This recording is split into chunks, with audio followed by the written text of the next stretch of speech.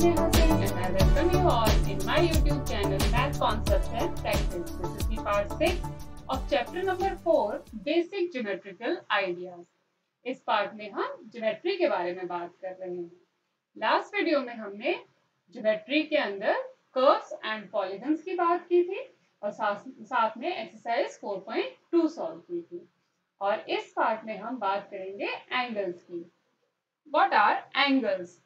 Suppose हमारे पास दो pen हैं, राइट? हमारे पास दो पेन है, पेन 1 ओके जी और पेन 2। तो जो फर्स्ट पोजीशन है इनकी, उसमें दोनों पेन्स हमने इस तरीके से रखे हुए हैं कि इनकी एक एज आपस में टच कर रही है, पूरी एज आपस में टच कर रही है, राइट?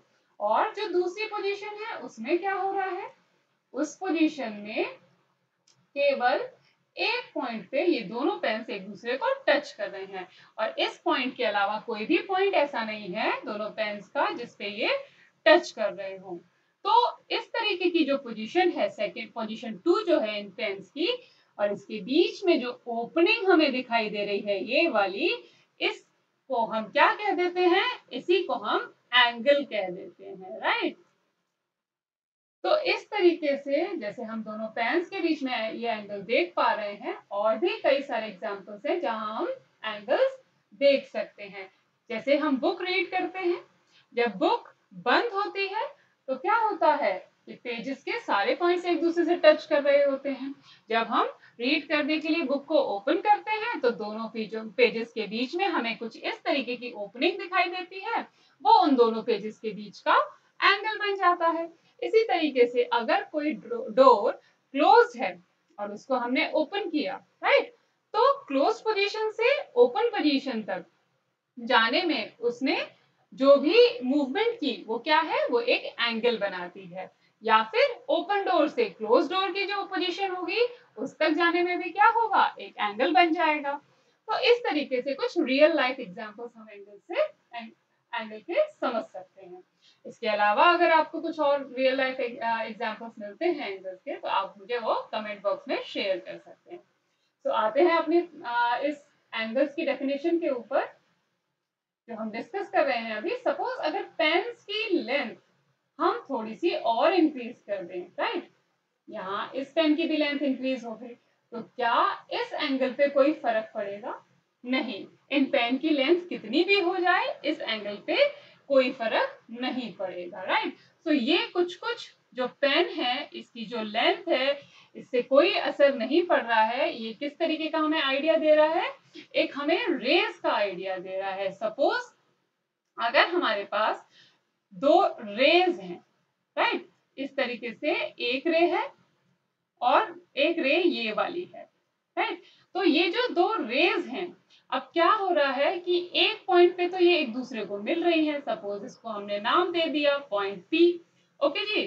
तो पॉइंट P पे एक दूसरे से ये मिलती हैं और बाकी एक दूसरे से दूर हो रही हैं। ये जो इन दोनों के बीच के दूर होने से ये जो ओपनिंग बनती है दोनों के बीच, इसी को अब हम क्या कह देते हैं?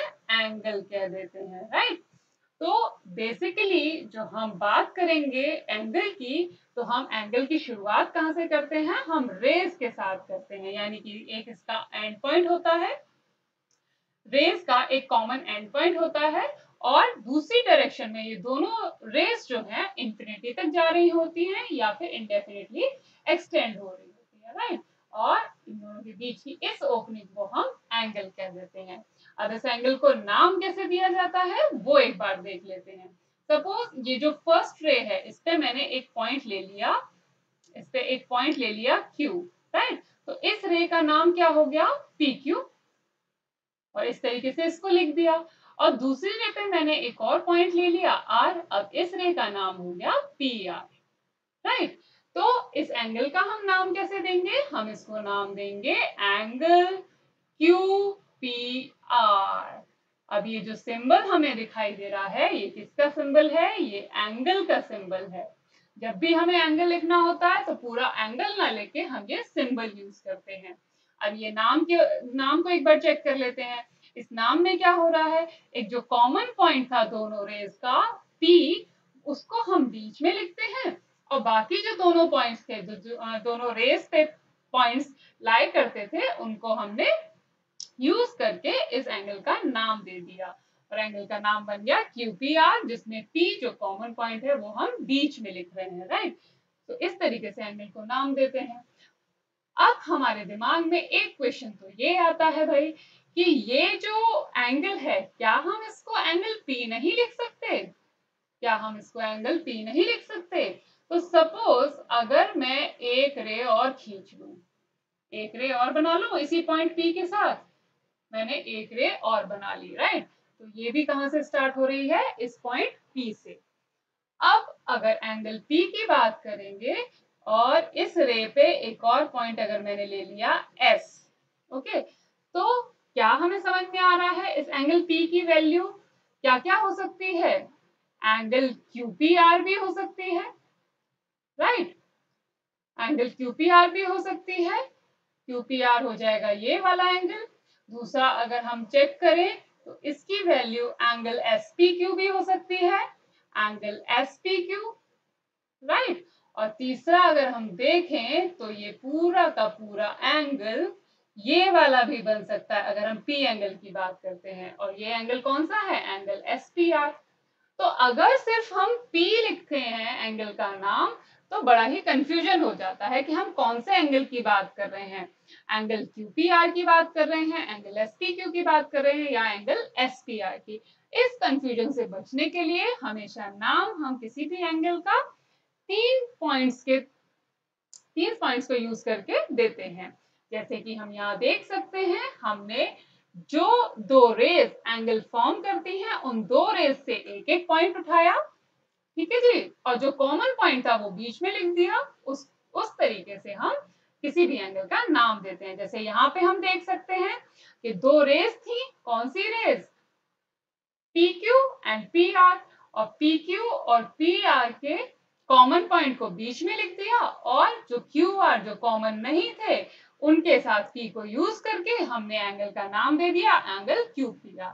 तो इस तरीके से तीन पॉइंट्स के साथ हम एंगल का नाम देते हैं। तो आई होप आपको एंगल समझ आ रहा होगा। नाउ अब हम एक बार रीड कर लेते हैं एंगल्स की डेफिनेशन को। An angle is made up of two rays starting from a common end point. Right, तो ये क्या कह रहे हैं? कोई भी एंगल दो रेस से बना होता है जो कि जिनका एक कॉमन एंड पॉइंट होता है। वो हमने समझ लिया, कॉमन एंड पॉइंट हो गया P, और दो रेज मिल रही हैं जब भी हम कोई एंगल बना रहे हैं, राइट। तो इस तरीके से हम एंगल को समझ सकते हैं। अब इसके बाद हम बात करेंगे एंगल्स के इंपॉर्टेंट पार्ट्स कौन से हैं, राइट। एंगल्स के इंपॉर्टेंट पार्ट्स कौन से हैं? एंगल के दो पार्ट्स बहुत इंपॉर्टेंट पार्ट हैं और उन्हीं दोनों से मिलके एंगल बनता है, फॉर्म होता है। तो एक बार जरा चेक कर लेते हैं हम किसकी बात कर रहे हैं। तो पहले तो एक एंगल बना लेते हैं। सपोज मैंने ये एंगल बना लिया, एक रे ये हो गई, दूसरी रे ये हो गई। ये इनका कॉमन पॉइंट हो गया P, और ये हो गया पॉइंट यहाँ पे Q, ये हो गया R। तो एंगल क्या बन गया? Angle RPQ, right. अब हम इतना तो समझ चुके हैं कि इस एंगल को हम नाम कैसे देंगे। हम इसको नाम देंगे एंगल RPQ, जहाँ पे R इस रे पे एक पॉइंट है और Q दूसरी रे पे एक पॉइंट है, और P जो है इन दोनों रेस का कॉमन पॉइंट है, कॉमन एंड पॉइंट है, राइट। तो अब हम क्या करेंगे, हम बात करेंगे इसके पार्ट्स की कि इंपॉर्टेंट पार्ट्स कौन से होते हैं एंगल में। फर्स्ट पार्ट हम देख सकते हैं आर्म्स और साइड्स।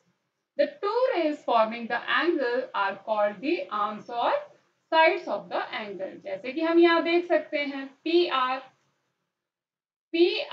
जो रे है, ठीक है, और दूसरी रे क्या है? PQ, दूसरी रे है PQ, जो कि इस एंगल को फॉर्म कर रही है। इन्हीं को हम इसकी आर्म्स या साइड्स कह देते हैं। तो आर्म्स या साइड क्या हो गई इस एंगल के लिए? PR and PQ। जो दो रेज एंगल फॉर्म करती हैं उन्हीं को उस एंगल की आर्म्स या साइड्स कहते हैं। अब अगर वर्टेक्स की बात की जाए, the common and point is the vertex of an angle. तो ये जो कॉमन एंड पॉइंट होता है P, इसी को हम इस एंगल का वर्टेक्स कहते हैं, राइट। जो दोनों रेज जिस पॉइंट पे मिलती हैं उसको हम वर्टेक्स कहते हैं। यहाँ पे P इस एंगल का वर्टेक्स है। तो यही दो पार्ट होते हैं इंपॉर्टेंट जिनसे मिलके एंगल फॉर्म होता है। पहला आर्म्स और साइड्स, उसे आर्म कह लीजिए या साइड कह लीजिए। एक पार्ट तो ये हो गया और दूसरा पार्ट हो गया उसका वर्टेक्स, जो कि एक कॉमन एंड पॉइंट होता है। अब यहाँ पे एक नोट भी लिखा हुआ है, में लिखा है in specifying the angle the vertex is always written as the middle letter. ये तो हम ऑलरेडी कर चुके हैं। जैसे कि हम इस एंगल की बात करें तो एंगल आर पी क्यू में क्या हो रहा है, जो P है या जो वर्टेक्स है वो हमेशा क्या होगा, एक मिडिल लेटर होगा। वर्टेक्स हमेशा एक मिडिल लेटर होगा। ठीक है जी, ये हमें याद रखना है। Now let's talk about the position in an angle. किसी भी एंगल में क्या क्या पोजीशंस हो सकती हैं, एक बार ये चेक कर लेते हैं। इसके लिए सबसे पहले एक एंगल ड्रॉ कर लेते हैं। सपोज एंगल ड्रॉ करने के लिए मैंने पहले एक रे बनाई और दूसरी रे ये वाली बना ली। ठीक है जी, तो ये जो दो रेज हैं ये मिलके एक एंगल फॉर्म कर रही हैं। सपोज ये एक पॉइंट P पे मिलती हैं और एंगल बन जाता है ये वाला। इस पे पॉइंट हो गया Q और इस पे पॉइंट हो गया R, राइट। तो ये हो गए, ये एंगल हो गया, कौन सा एंगल हो गया, एंगल RPQ। इस एंगल की हम बात कर रहे हैं और P क्योंकि कॉमन पॉइंट है इसलिए ये बीच में आता है। अब इसकी जो जो पोजीशंस हैं, पहले हम पॉलीगन्स में भी या कर्व्स में भी पोजीशंस को चेक कर चुके हैं। पहली होती है इंटीरियर या इनसाइड, राइट। वहां पे हम इंटीरियर ऑफ कर्व की बात करते थे, यहाँ पे हम इंटीरियर ऑफ एंगल की बात करेंगे।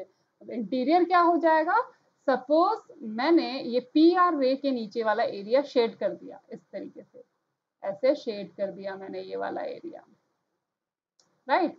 और इधर PQ के ऊपर भी शेड कर दिया। अब मैं दूसरा कलर ले लेती हूँ, सपोज मैंने ये ले लिया तो ये वाला ऐसे शेड कर दिया मैंने, राइट। तो ये जिस पोर्शन में आप दोनों कलर्स देख पाते हैं वो क्या है, वो इस एंगल का इंटीरियर पार्ट है। बेसिकली दोनों रेज के जो बीच का पार्ट है, बीच का जो पोर्शन है वो उसका इंटीरियर हो जाता है, राइट। तो हम इंटीरियर, इस पार्ट में जो भी पॉइंट होगा हम कहेंगे वो इंटीरियर में पॉइंट एग्जिस्ट करता है। सपोज मैंने अगर पॉइंट ले लिया, एक पॉइंट यहाँ पे ले लिया मैंने S, तो ये पॉइंट हम कहेंगे S is in the interior of angle RPQ, क्योंकि ये कौन से पोर्शन में है, दोनों रेज के बीच वाले पोर्शन में है, राइट। तो इसको हम इंटीरियर पार्ट कहते हैं। अब आ जाते हैं बाउंड्री। बाउंड्री का मतलब ऑन का मतलब दोनों रेज पे जो पॉइंट्स होंगे वो हम कहेंगे वो एंगल की बाउंड्री पे लाई करते हैं। तो इंटीरियर में तो हम कह सकते हैं पॉइंट S है, राइट। और इसकी अगर मैं बात करूं बाउंड्री की, तो पॉइंट्स कौन कौन से हैं इस पे, points R, P and Q कहाँ लाई करते हैं, बाउंड्री के ऊपर लाई करते हैं। तो उसको हम क्या देते हैं, ऑन या फिर बाउंड्री ऑफ द एंगल। ठीक है जी। और तीसरा आता है एक्सटीरियर या आउटसाइड। अब जो इंटीरियर नहीं है और बाउंड्री भी नहीं है वो क्या हो जाएगा, एक्सटीरियर ऑफ द एंगल। तो ये वाला जो एरिया है, इस रे के इधर वाला एरिया और इस रे से नीचे वाला एरिया, ये सब पोर्शन क्या है, ये एक्सटीरियर है। ये हो जाएगा एक्सटीरियर, राइट। ये एक्सटीरियर पोर्शन हो गया और ये बीच वाला हो गया जी interior point, interior portion, right. ये वाले को हम क्या देते हैं, इंटीरियर पोर्शन। और तीसरी चीज क्या हो गई इसमें इंपॉर्टेंट, बाउंड्री। ये हो गई दोनों बाउंड्रीज, ये वाली और ये वाली बाउंड्रीज, राइट। तो इस तरीके से हम पोजीशन चेक कर सकते हैं। जो भी पॉइंट इंटीरियर में हम आएगा उसे हम कहेंगे इंटीरियर पॉइंट। जैसे हमने एस देखा वो कहाँ पे लाई कर रहा है, वो इंटीरियर में लाई करता है एंगल के। और बाउंड्री पे कौन से पॉइंट्स लाई करते हैं, बाउंड्री पे पॉइंट्स लाई कर रहे हैं RPQ। और अगर एक्सटीरियर की बात की जाए तो एक्सटीरियर में अगर मैं पॉइंट्स ले लूं, कौन सा पॉइंट ले लिया जाए, सपोज मैंने ले लिया T पॉइंट ले लिया यहाँ पे और B पॉइंट ले लिया यहाँ पे, तो ये कहाँ हो गए पॉइंट्स B एंड T कहाँ पे लाई कर रहे हैं, अब एंगल के एक्सटीरियर में लाई कर रहे हैं। तो ये भी बहुत ही इंपॉर्टेंट कॉन्सेप्ट है, इसको भी हमें अच्छे से समझना है। ठीक है, सो आज हमने 3 चीजें डिस्कस की। सबसे पहले एंगल की डेफिनेशन को समझा, उसके बाद उसके कौन से पार्ट्स होते हैं, 2 पार्ट्स होते हैं इंपॉर्टेंट, आर्म्स और साइड्स एंड वर्टेक्स, और तीसरी बात की हमने position in an angle, angle में कौन कौन सी पोजीशन होती है। एक इंटीरियर पोजीशन होती है, एक बाउंड्री पोजीशन होती है, एक एक्सटीरियर पोजीशन होती है, राइट। तो इस तरीके से हम एंगल को समझ सकते हैं। तो आज के वीडियो में इतना ही। नेक्स्ट वीडियो में हम एक्सरसाइज 4.3 सॉल्व करेंगे। तो तब तक आप इन कॉन्सेप्ट का रिवीजन कर सकते हैं और साथ ही अपना ध्यान रखिए। खुश रहिए, टेक केयर, बाय बाय।